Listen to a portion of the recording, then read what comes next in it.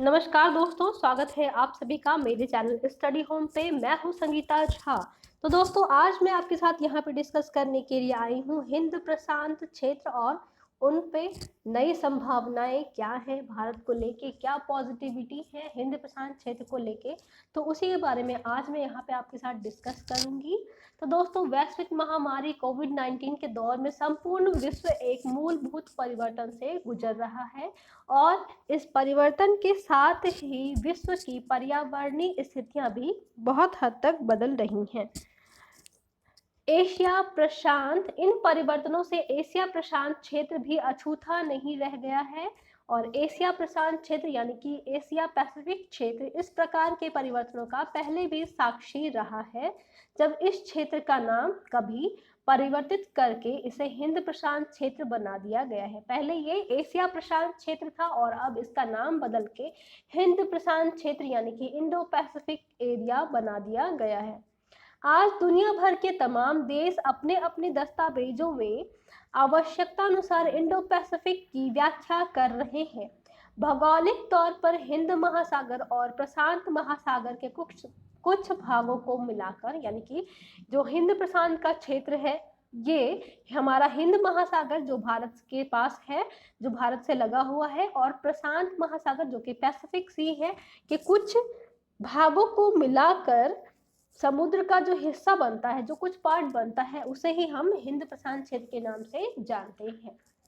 वर्तमान परिदृश्य के अनुसार हिंद महासागर और प्रशांत महासागर के कुछ भागों को से मिलकर बने इस समुद्री क्षेत्र में पर्यावरणीय प्रदूषण की कुछ कमी देखी जा सकती है, जो समुद्र पारिस्थितिकी के लिए लाभदायक साबित हो रही है। इस समय जू प्लैंकटन की संख्या में भी बहुत तेजी से गिरावट हो रही है और जो कोरल ब्लीचिंग की घटनाएं हमेशा समय से होती रहती थी, उनमें भी तेजी से कमी आ रही है। तो आज हम इस वीडियो में हिंद प्रशांत क्षेत्र, उसका रणनीतिक महत्व, इस क्षेत्र में भारत की भूमिका, उसका पर्यावरणीय महत्व तथा इस क्षेत्र की चुनौतियों का विश्लेषण करेंगे। और ये जो आज का टॉपिक है, ये आपके लिए यूपीपीएससी एग्जाम में आपको हेल्प करेगा जीएस पेपर 2 में। ठीक है, तो चलिए देखते हैं इंडो पैसिफिक रीजन क्या है। तो आपको जैसा कि आपने डायग्राम देखा है, ये है आपका इंडियन ओशन यानी कि हिंद महासागर, और इधर उसके ठीक लेफ्ट में आपको देखने के लिए मिल रहा है एक ऐसा एरिया राइट में जो पैसिफिक सी है। ठीक है, पैसिफिक ओशियन है। तो ये थोड़ा सा एरिया जो है इंडो पैसिफिक रीजन, ये बन जाता है आपका इंडियन ओशन और पैसिफिक ओशन को मिला के जो आपको एरिया दिख रहा है ब्लू में, ये पूरा आपका इंडो पैसिफिक एरिया यानी कि हिंद प्रशांत क्षेत्र है। और इस क्षेत्र की क्या विशेषताएं हैं, क्या पर्यावरणीय महत्व है, तो वही हम आज यहाँ पे आपके साथ डिस्कस करेंगे। तो दोस्तों, हिंद महासागर क्षेत्र की भौगोलिक स्थिति क्या है? आपने नाम के अनुसार ही हिंद महासागर यानी कि इंडियन ओशन और प्रशांत महासागर यानी कि पैसिफिक ओशियन के कुछ भागों को मिलाकर जो समुद्र का एक हिस्सा बनता है, उसे हम हिंद प्रशांत क्षेत्र यानी कि इंडो पैसिफिक एरिया कहते हैं। विशाल हिंद महासागर और प्रशांत महासागर के सीधे जलग्रहण क्षेत्र में पड़ने वाले देशों को इंडो पैसिफिक देश के नाम से जाना जाता है या फिर कहा जा सकता है। Eastern African coast, Indian ocean तथा western and central Pacific ocean मिलकर इंडो पैसिफिक क्षेत्र बनाते हैं। यानी कि इसके अंदर 4 एरिया आता है। कौन कौन से? Eastern African coast, Indian Ocean, western Pacific Ocean और सेंट्रल पैसिफिक ओशन, ये सब मिलकर इंडो पैसिफिक रीजन बनाते हैं। इसके अंतर्गत एक महत्वपूर्ण क्षेत्र दक्षिण चीन सागर भी आता है, यानी कि इस पे चीन का दबदबा भी है यहाँ पे।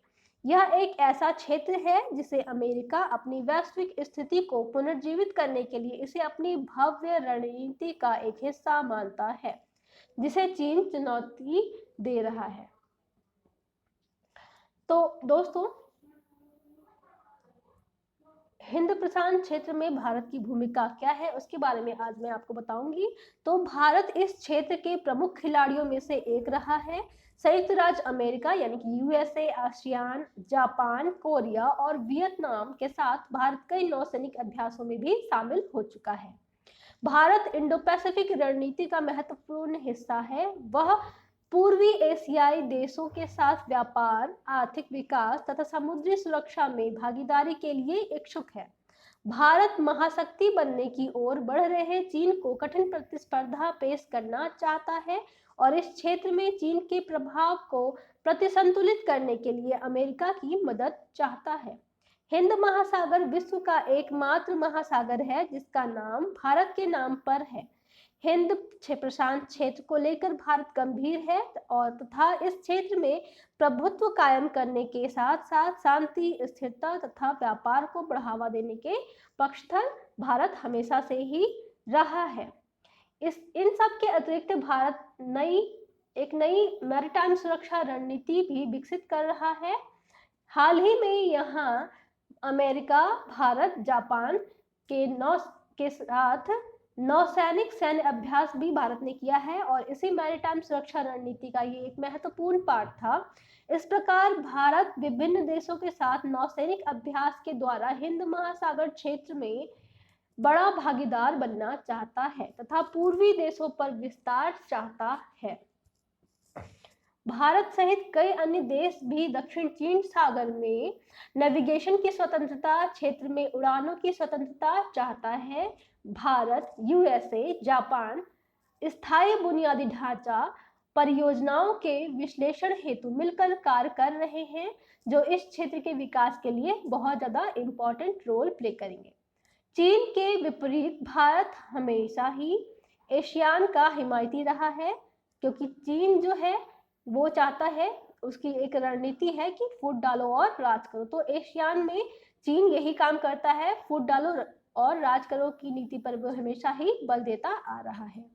तो अब आप देख लीजिए डायग्राम में आपको दिखाया जा रहा है कि ये हिंद प्रशांत क्षेत्र कैसे है। तो ये हिंद महासागर है हमारे भारत का और चीन के पास इधर दक्षिण चीन क्षेत्र है लेफ्ट में और ऑस्ट्रेलिया है इधर प्रशांत महासागर है और ये जो बीच का जो रीजन है ये पूरा रीजन बनता है हिंद प्रशांत क्षेत्र। आगे हम देखेंगे कि हिंद प्रशांत क्षेत्र में भारत के समक्ष चुनौतियां क्या क्या हैं। तो इस क्षेत्र में सबसे बड़ी चुनौती चीन की उपस्थिति है क्योंकि यहाँ पे दक्षिण चीन सागर पड़ता है। चीन अपने वन बेल्ट वन रोड पहल के माध्यम से विश्व की महाशक्ति के रूप में अपने को बदलने के लिए दुनिया के विभिन्न क्षेत्रों में इंफ्रास्ट्रक्चर तथा कनेक्टिविटी पर भारी निवेश कर रहा है। उसकी इस पहल का उद्देश्य हिंद महासागर क्षेत्र में अपना प्रभुत्व स्थापित करना भी है। चीन अपनी काल्पनिक नीति स्ट्रिंग ऑफ पर्ल के जरिए भारत को घेरने की रणनीति पर काम कर रहा है तथा हिंद प्रशांत क्षेत्र पर अपनी उपस्थिति दर्ज करा रहा है।